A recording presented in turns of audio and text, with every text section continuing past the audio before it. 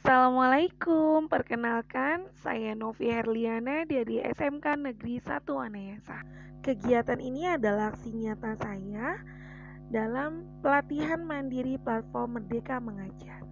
Akhir-akhir ini banyak yang bertanya, mengapa kurikulum perlu berubah? Kenapa harus berubah? Mari kita ingat kembali apa itu kurikulum.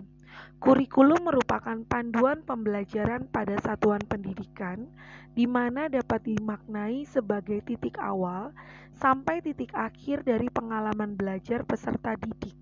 Kurikulum itu dapat diibaratkan sebagai jantung pendidikan. Peran dan fungsi kurikulum.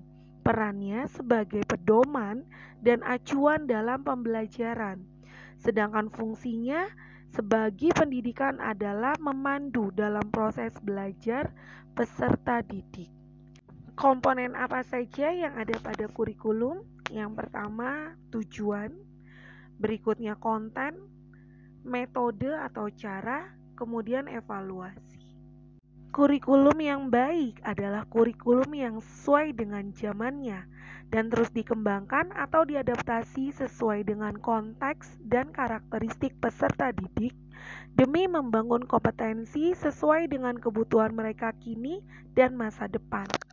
Kurikulum harus selalu berubah agar sesuai dengan perkembangan zaman, mampu memenuhi kebutuhan peserta didik, dan menyiapkan generasi siap bersaing di era globalisasi. Sebagai pendidik, kita menghadapi zaman yang baru, zaman yang sama sekali berbeda dengan zaman kita dahulu.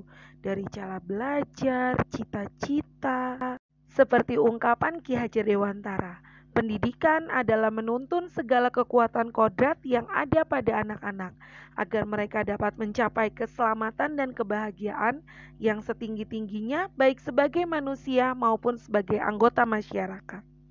Dapatkah kurikulum berubah? Kurikulum operasional satuan pendidikan harus bersifat dinamis. Artinya dapat diubah sesuai perubahan dan perkembangan budaya dan zaman.